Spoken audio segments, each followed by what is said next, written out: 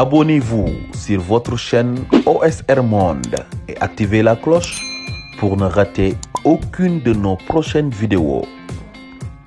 Sénégal moo jiite réew mi te lii yëpp responsabilité am la parce que lii am ci réew mi yëpp tey bu ko neexoon du am situation bi ñu nekk tey mënoon na ñàkk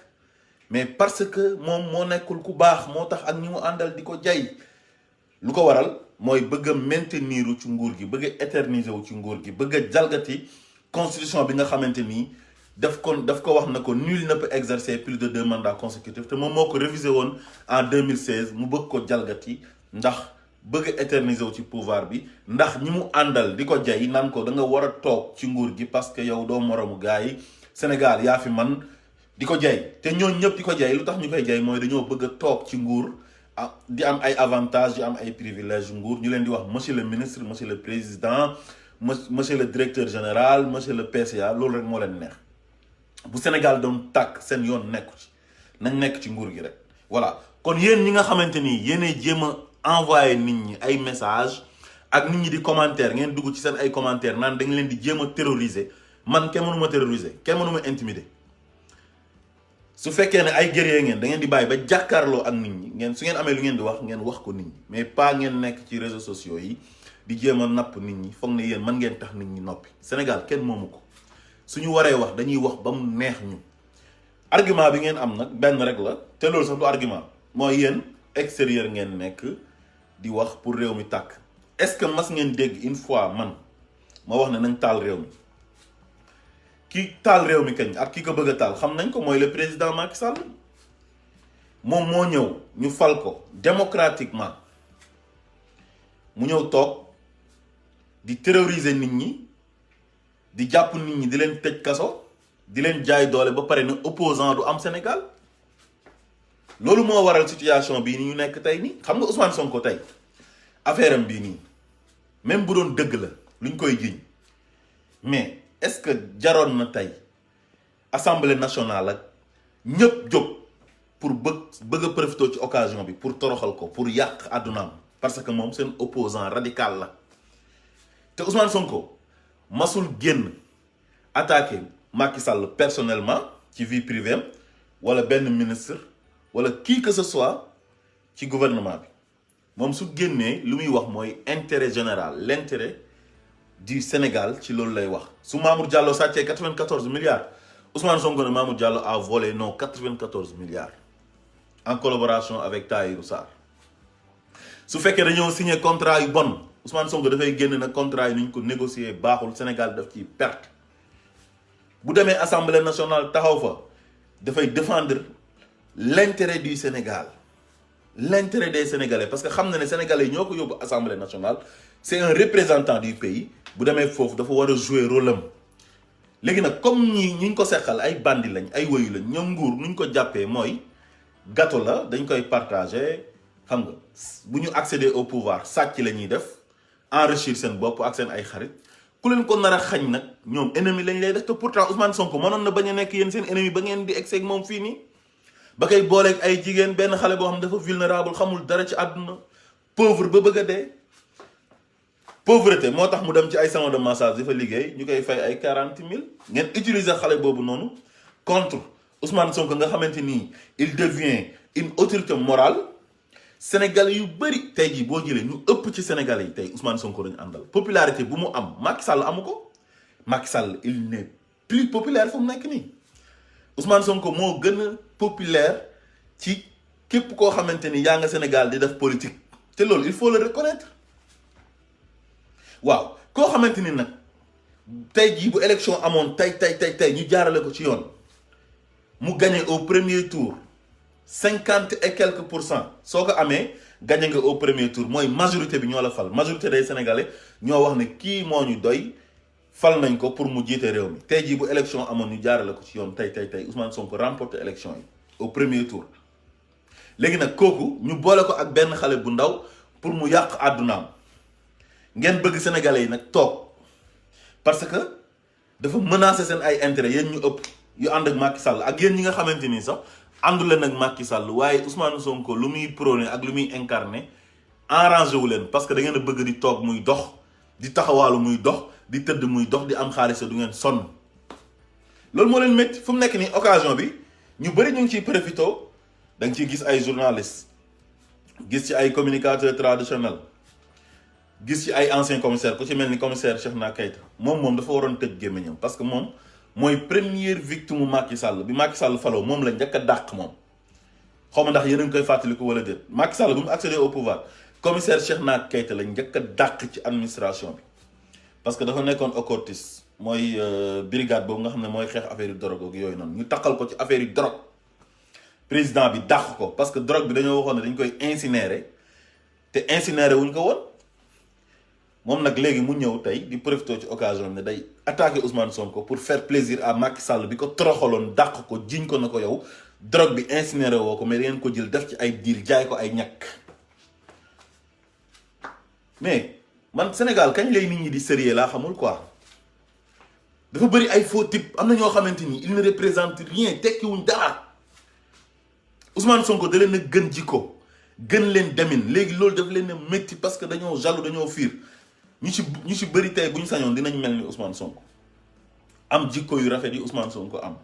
di prôner pour la bonne gouvernance transparence justice équité égalité mais manuñ ko parce que ils sont pas honnêtes Sonko est plus honnête que léegi nag loolu moo leen métti am na si ñoo xam ne même bu ñu àndut ak Macky Sall sax duñ ànd ak Ousmane Sonko parce que dañ naan booy bi li mu am ñun amuñ ko te ñun yàgg nañ ci politique am ñoo xamante ni ay moromam lañ te defuñ sax politique ñu ngi ci yeneen secteur mais dañoo iñaan dañ ne kii succès bi mu am ci politique lii masul am ci histoire politique du Sénégal kon kii duñ ko bàyyi muy am succès suñ kaw am na ñoo xam ne tey ku leen laajoon na leen Macky Sall jalgati constitution bi amaat beneen mandat ba 5e mandat su Ousmane Sonko naree falu soo leen laajee Ousmane Sonko falu ak Macky Sall def 6 mandats billaahi ñu ne na Macky Sall def 6 mandats te d'accorduñ sax si 3e mandat wu Macky Sall bi mais loolu parce que dañoo bëggante wut. gis ngeen Sénégal nag kenn moomu ko ñëpp ñoo fa bokk yem Macky Sall moomul Sénégal baayam moomul Sénégal yaayam moomul Sénégal seen famille moomul Sénégal te Sénégal du royaume c'est une république mooy lu ñëpp bokk. dañu am indépendance 1960 teg suñ ay institution donte boobu ba léegi sax lu ñu bëgg ci ay institution nu institution war a melagu ko dëgg waaye ñu ngi ciy xeex loolu moo tax ñun ñuy xeex di wax parce que ñi génn ngeen leen di xas te nekk ci réew tubaab bi lu ñu gis ci réew tubaab bi dañoo bëgg mu am Sénégal parce que tubaab bi amuñ dara lu ñu gënee lu ñu am war nañ ko mën a am loolu moo tax ñuy xeex léegi nag institution yooyu nga xamante ni c'est des institutions fortes ça doit être des institutions fortes loolu lañ bëgg ci Sénégal mooy assemblée bu moom boppam donte président bi dafay am majorité mooy exécutif boo xamante ni président ba dafay honnête président ba du jeng du ne man APR mooy sama parti képp ku nekk APR yow laay def ministre soo nekkee ci opposition bi ànd ak man wala nga nekk ci société civile bi bokk ak man gis-gis du ma la def ministre du ma la def directeur du ma la def PCA mais pour lan te ñun ñu bokk Sénégal ñun ñëpp. léegi nag am na ñoo xamante ni ay naafeq lañ ñu ngi gëmloo Macky Sall ne ko yow Sénégal yow yaa ko moom te loolu amul ku koy gëmloo Macky Sall da nga koy nax te moom war na xam ne dañ koy nax Ousmane Sonko ay xale ñoo am ci moom yaakaar muy jeunesse sénégalaise bi ay mag am ci moom yaakaar ndax programme mu nekk sénégalais am droit am ay ambition présidentielle te dina nekk président par force parce que le peuple est souverain te Macky Sall peuple bi dañ ko war a wan carrément na ko yow moomoo Sénégal le Sénégal ne t'appartient pas dégg ngeen tey ki nga xam ne moom mooy gorom dafa bett ñëpp mooy Adama Faye gorom bi tey bett na ñu bëri parce que ñu bëri jàppoon nañ ne dina bokk ci affaire yi ñàkk fayda yooyu noonu mooy suq yi topp Macky Sall ba lu Macky Sall def neex na leen wala dañuy profité ci occasion wu Ousmane Sonko pour yàq Ousmane Sonko su ko defee dañuy foog ne dañuy neexal Macky Sall pour faire plaisir à Macky Sall loolu lañ ci jublu te fekk jubluwuñ ci loolu. luñ ci jublu mooy toog ca nguur ga yàgg fa di bénéficier wu ci ay privilèges état ay avantages di sàcc di randal loolu rek moo leen tax a jóg waaye nag on va pas se laisser faire lii c'est une occasion pour ñu jóg jàmmarloo ak ñii chaque jour nag nit ñi ñu ngi wax naan da ngeen a bëgg a taal dëkk bi gis nga fii ku fi oote révolution wala nga fiy oote résistance ça ne veut pas dire que ne dañuy guerre wala dañuy xeex wala dañuy rayante loolu kenn souhaité wu ko Sénégal bu ñu sañoon lépp lu ñuy def dañ koy def pacifiquement peuple bi pour mu wan ne moom dafa souverain tey su bëggee lii dakk dafay génn occuper ay place ne lii na dakk pacifiquement su fekkee nag ñoom dañoo indi violence ñu jàmmaarloo ak ñoom wan leen carrément ne leen dëkk bi moomu leen ko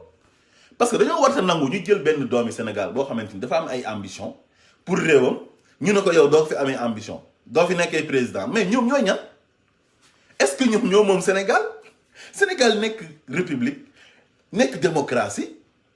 Macky Sall ci démocratie boobu noonu lañ ko falee démocratiquement mu nekk candidat am jàmm ñëw ñu jox ko ñu fal ko en 2012 mu sàcc élection yi 2019 sénégalais yi nag teg léegi nag mu jàpp ne sénégalais yi dañoo tàppet les sénégalais sont peureux gars yi nag dinañ la xamal lenn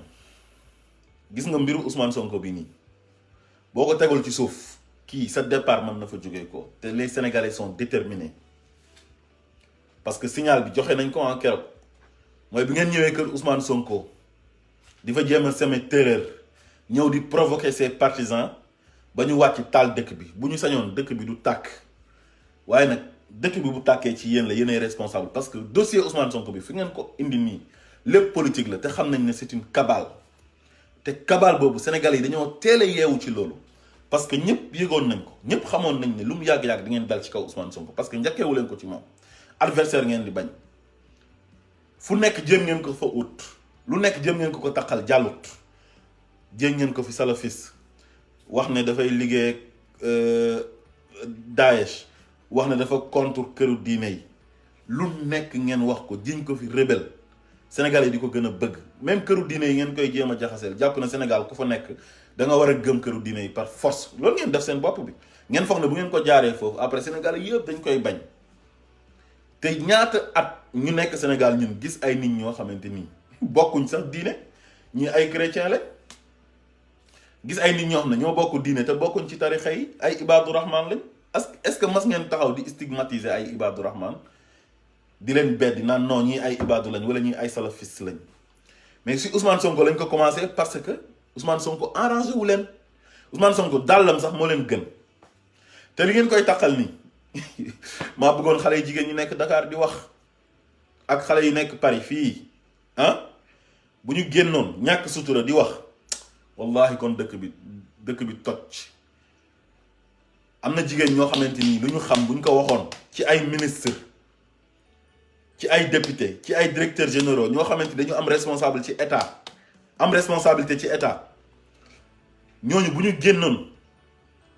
wax dëkk bi dafay toj su boobaa da ngeen xam ne Ousmane Sonko dàllam sax moo leen gën du sax seen morom li ñu xam ne Ousmane Sonko dafa jub dafa jullite loolu moo tax nag ñu ne léegi nañ ko jaar ci affaire yu mœurs comme que jaar nañ ko fu nekk mënuñ kaa am gis nañ ne sàccul xaalis malgré yàgg na impôt et domaine def na fa 15 ans te gis nañ ne impôt et domaine boo fa jaaree nekk inspecteur am responsabilité foofu surtout Ousmane Sonko responsable la fa woon chef la fa woon te amul xaalis benn kër la am te simple inspecteur des impôts et domaines da nga leen di gis Sénégal ñu am xaalis ak inspecteur des douanes am xaalis boo xam da lay wóor ne lii seen salaire mayu leen ko lu leen ko mooy di racket nit ñi ñu leen di corrompre alalu corruption moom la ñuy lekk di ci dundal seen njaboot ñu ci bëri du ñëpp nag je vais pas mettre tout le monde dans le même sac am ay terrain am ay tool am ay biens yoo xamante ni ci l'argent du contribuable sénégalais ci lañ koy jëlee ci ndoddu sénégalais yi ñun ñi nga xam ne dañuy fay TVA di fay impôt suñu xaalis boobu la ñuy jël ñoom benn bande d'association de malfaiteurs boo xam ne defuñ sax 2% de la population ñoom ñooy nekk ci kaw ñi nekk ci administration bi ñi nekk ci nguur gi gouvernement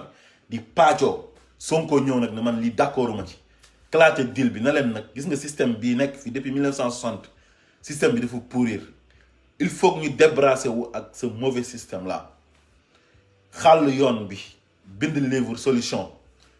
xale yi nga xamante ni dañoo démystifié woon li nga xam ne moom mooy politique buñ déggee politique sax dañuy fàtt seen nopp yi bëggatuñu woon gis politicien bu nit di ñëw di wax sax waxu politique dañ naan non ils sont tous pareils c'est des menteurs ay fenkat lañ am na ñoo xam ne daawuñ voté bàyyi woon nañ voté les sénégalais de la diaspora daawoo leen dégg sax ñuy wax mais bi Ousmane Sonko ñëwee ñëpp dañoo retrouvé wu ci programme Ousmane Sonko bëggaat politique xam ne am nañ chance fu mu nekk nii pour génn ci lu ñu nekk loolu si Ousmane Sonko lañ ko gisee léegi nag loolu ñoom arrangé wu leen seen défaite la léegi nag ñu ne kooku di incarné yooyu dañ koy jël ñu faagaagal ko fan lañ koy jaarale mooy lu gën a salté lu gën a tilim mooy affaire jigéen boole ak benn xale boo xamante ni maanaam dafa vulnérable ndeysaan Adji Sarr utiliser ko xam naa ne sax moom fa mu nekk commencé na sax am problème bopp parce que pression bi àttan na ko te coow lii nii yëpp moom xam na ne ci moom la jógee te ay nit ñoo ko utiliser te ñi ko utiliser instrumentaliser ko am nañ ay jarbaat am nañ ay doom mais defloo ñu leen ko ñu jël doomi jàmbur defloo ko te ci début bi la yàlla àtte xam ne ñii c'est des menteurs ay fenkat lañ ñoom ñëpp yàlla suturaal Ousmane Sonko ba borom salon ba moo njëkk a setal Ousmane Sonko mooy li ma leen di wax ca yonent yàlla Yusufa bañ ko jiiñee viol ba wa shahida shahidun min ahliha am ca kooku àtte ci saasi loolu moom la xat yi def borom salon ba moo njëkk a setal Ousmane Sonko jëkkër ji ñëw setal ko wax dëgg deuxième masseuse ba mami je pense que mami la tudd moom it ñëw wax dëgg te bu faral doon am xañ na ñoom la ñuy faral parce que ku la gën a jege koo xamante ni ci yow lay liggéeyee xale buy liggéeyee ci yow góor bu ñëwee violé ko génnee ay armes menacé ko de mort mais bu feeñee yow moom ngay jàppale mais Ousmane Sonko yàlla moo ànd ak moom dama leen di jox benn misaal rek gis nga boo nekkee ci dëgg yàlla yow lay àndal yàlla dëgg rek la bëgg yonent yàlla Muhammad bi ñu ko persécuté dàqee ko moom Aboubacar ñu ànd dugg ci biir ravin bi benn ravin mooy xur ba alxuraan wax ne saaniya isnayni izhuma fil ghaar xam nga bi Aboubacar commencé di tiit di jaxasoo xam nga lan la ko yonent bi wax daf na ko inna allaha maana yàlla mu ngeeg ñun Dieu est avec nous mais ñun ñi nga xam ne ñun ñooy ñitu dëgg yi ànd ak Ousmane Sonko Dieu est avec nous gëm leen ne nous avons gagné le combat depuis longtemps parce que ñun dëgg lañ bëgg ñun bu ñu neexoon ñu ànd ak Macky Sall ñaata nit ñoo nekk Sénégal xam ne nag ba foofu la dee ci nguur ga soo ànd ak Macky Sall am jàmm di bénéficier wu ci ay privilèges état doo sonn doo am benn problème mais ñun choisir uñu lool ñun fu ñu choisir moo gën a métti fu ñu choisir mooy fi nga xam ne fa la dëgg féetee te affaire bi du ànd ak Ousmane Sonko rek de affaire bi ànd ak dëgg la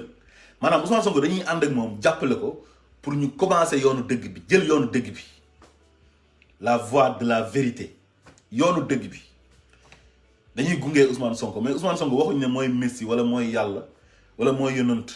ba day ñëw régler tous les problèmes du Sénégal mais day ñëw xàll yoon bi ñeneen ñi suivre ko pour ñu dem ci développement te développement li koy indi mooy il faut bonne gouvernance am ñu xeex li nga xamante ni moom mooy impunité dóor doom làkk doom il faut corruption bi dana fa dëñ jaarale lépp ci yoon l'homme qu'il faut à la place qu'il faut kenn ku nekk fa nga war a nekk sa ay compétence moo la fa war a teg waaye warul nekk poste politique lu ñëpp bokk ku nekk gis ci sa bopp loolu Ousmane Sonko woote don de soi lu ñëpp bokk ku nekk da nga cee war a gis sa bopp mais Sénégal ñun ñoo fal Macky Sall mais ñoom ñoo ñu ëpp sañ-sañ ci Sénégal tey ñoom dafa mel ni ñoom ñoo moom Sénégal ñoo occupé lépp benn jour maa leen di jox exemple ci RTS télévision nationale laa la wax de boo xam ne Macky Sall moo ko aaki moo te pourtant bi fi Ablaye Wade nekkee mais loolu lañ ko doon reproché naan Ablaye Wade dafa aaki moo télé bi opposant du fa génn kenn du fa génn kenn du fa wax lu naqari Ablaye Wade léegi nag Macky Sall bi mu nekkee victime mu Ablaye Wade dañu ànd ak moom di xeex ci événement wu 2011 yi ba Mamadou Diop dee ci mais yooyu yëpp moom bokkoon na ci programme am ne bu ñëwee yooyu yëpp daf fiy dañ programme am ba léegi nit ñi ñu ngi koy jàpp ay gouvernance sobre et vertueuse la patrie avant le parti yooyu yëpp moo ko daan wax impunité bii nii tey ci moom la gën a bone tey Ablaye Wade bi mu fi nekkee am na ñu bokk ci ñoom ñoo xam dañu leen doon tëj. Modibo Diop ci Abdoulaye Wade la nekkoon tëj nañ ko kaso. tëj nañ ko kaso te boobu Abdoulaye Wade mu ngi nekk président mooy bi mu nekkee ASER agence de l'électrification rurale mu sàcc 2 milliards ñu jàpp ko tëj ko ci kaso bi te Macky Sall gaayam yaa ngi fii détourné fi ay 94 milliards ñii ñu épinglé leen ci ay milliards et milliards ci ay surfacturation mais bu Sénégalais yi nekkee di génn di coow moom da leen di récompenser. Siré Dia épinglé nañ ko fi ci poste Cheikh Omar Anne kudd ci ay surfacturation jënd ay kilo ñebbe xaalis bu bëri mais bi Sénégalais yi nekkee di coow daf ko jël yóbbu ko def ko jëwriñ ji nga xamante ni moom moo yore njàng mu gën a kawe ministre de l'enseignement supérieur jëlee fa Mary Teuw Niane un éminent professeur mu jël ko sànni fële ne Sénégalais yi daal duñ dara xam nga Macky Sall ñun respecté wuñu comme ñu ngi nekk fii di critiquer sama waa ji xaaral sax ma gën a tàngal seen xol jël ko yóbbu ko jox ko ministère bu mag mooy enseignement supérieur yore université yi jàng bu kawe bi xam nga loolu mooy man respecté wu ma leen. léegi ñu ñëw ci ki nga xam ne moom mooy borom kéwél yi mooy ministre de l'environnement Abdou Karim Sall kooku dafa xaar ba ci couvre-feu bi laa la wax de en plein couvre-feu mu dem Ranérou Ferlo fekk fa suñ ay gazelle oryx gazelle yi nga xamante ni dañoo nekk en voie de disparition wala en voie d'extinction mu sàcc ko sàcc laa la wax de parce que da ko doon nëbb te garde forestier yi ñemewuñoo wax boo waxee moom mooy ministre bi da lay créer le problème jaay la doole abus de pouvoir ñoom xam nañ ni ñoom doole rek la ñuy jaay am na si ñoo xam ne d'accorduñ ci mais luñ ci man dañuy noppi rek parce que boo waxee ñu dàq la wala ñu jël la mise à pied la sanctionné la affecté la fu sori wala ñu mettre la dans le frigo doo ci mën dara parce que ñoom seen lépp doole la Macky Sall ak ñu mu àndal Abdou Karim Sall boobu moo sàcc suñ ay kéwél jël ko ne daf koy yóbbu ci domaine privé moom bi mu ko yóbbee ci domaine privé bi transport bi baaxul kéwél yi am yu ci dee am na ñu wax ne daf kaa dibi ñu ne dafa jël sànni te loolu Sénégal yëpp ko moom loolu ku ko defoon ci dëkk bu sérieux tey dëkk boo xam ne njiitu réew ba il est sérieux respecté ñamu jiite mais kon kooku du fanaan il serait être démis de ses fonctions ci lendemain ba lañ koy dàq mais gis nga sénégalais di coow di wax ba bëgg a dee waa ji def remaniement bi réaménagement la sax mu tuddee ko remaniement mooy bu mujj bi maintenir waa ji ci postam wan sénégalais yi encore une fois ne leen faalewuma leen du ngeen tous te ñun ñoo ko fal mais loolu nag soo gisee Macky Sall yab ñun ñoo ko def suñu bopp parce que Olof Ndiaye def ne bukki bu yabee waxambaane ci doxin ba la bukki bu yabee waxambaane ci ni muy doxee la xam nga lu tax Olof Ndiaye wax loolu mooy boo nekkee ci àll bi nii dajeeg benn bukki soo wanee bukki bi ne ko da ngaa tiit rek da lay attaquer songu la mais soo àndeek fermeté di dox di ñàngal wane na yow góor dëgg nga bukki bi du la mës a songu mais ñun dañoo bàyyi Macky Sall muy def lu ko neex di poser ay actes loolu moo tax tey ji ñu bëgg a éliminer Sonko nii parce que dafa yàgg làmb muy nooy lu nekk def na ko fi lu nekk def na ko fi mu jàll gaayam mi di def scandale façon scandale bu nekk gars yi def nañ ko waa ji di leen protéger ba pare bu toogee ak Sénégal yi da leen di saaga Macky Sall des fois sortie yi muy def wax yi muy wax mu jàkkaaroo ñun saaga ñun ndey sax moo ko gën parce que toog na fii 31 décembre mais am na ñoo xamante ni boo leen jàppee dëkk bi dafay tàkk quoi kenn du leen jàpp déjà moom dafay jëfuur parce que li ñu koy waxal dëgg la dafa teg loxoom ci justice bi xam naa ne justice bi ñu déggal la war nañoo rus ñoo xamante ni seen pouvoir bopp lañ amee président bi mooy toog di dogal di wax ne am na ñoo xam ne ku leen jàpp dëkk bi tàkk loolu président France ñemewu ko bu ko defoon jour boobu du fanaan ci palais bi de dañ koy destituer dañ koy wàccee parce que ñooñu dañoo nekk ci vraie république nekk ci vrai état de droit caaxaane wuñ ay état de droit mais tey Sénégal kuñ tëj rek opposant buñ jàpp tey dañuy wax ne Macky Sall moo ko jàpp justice bi moom kenn respecté wu leen Macky daf leen a décrédibiliser képp kuñ tëj kaso opposant wala koo xam ne àndut ak Macky Sall comme Boubacar Seye mi nga xam ne moom lañ tëjoon temps yi ndax dafa wax dëgg wax ne xaalis bu Union européenne di jox Sénégal pour mu financer ndaw yi ci ay projet pour ñu bañ a jël ci gaal yi xaalis bi fan la nekk posé wu la question te loolu moom waa Union européenne ñoo ko wax de parce que da doon dem ay séminaire fu nekk mu fay dem ñu jàpp ko tëj ko bi ñu ko tëjee leen la ñu wax Macky Sall moo ko tëj. Karim Wade demande la woon demande sociale la woon ñëpp ñoo doon laajte naan Karim Wade kañ lañ koy atte parce que papaam da ko joxoon super ministère muy buum di buum yi am na sax ñu ko doon tooñee ne ministère du ciel et de la terre war na rendre compte mu ñëw rek ndeke moom loolu intéressé ko de pour Karim Wade rendre compte Sénégalais moom dafay acharné wu parce que Karim Wade moo taxoon ñu dàq ko assemblée nationale mu démissionné ci parti bi léegi nag nee na comme nekk na président moom day fay wante mais Sénégalais yi ñoom dañoo bëggoon ñu jaarale Karim ci yoon teg ko ci yoon atte ko mu indil ñu ay leeral ci xaalis bi nga xamante nii moom la doon gérer muy xaalisu annoncé bi nga xam ne moom la ko Macky Sall oowee woon fële na la assemblée nationale ba mu indi problème bañ bundu xataal ci Macky Sall poussé ko à la démission mu démissionné léegi nag ñu ne comme Macky Sall loolu moo taxoon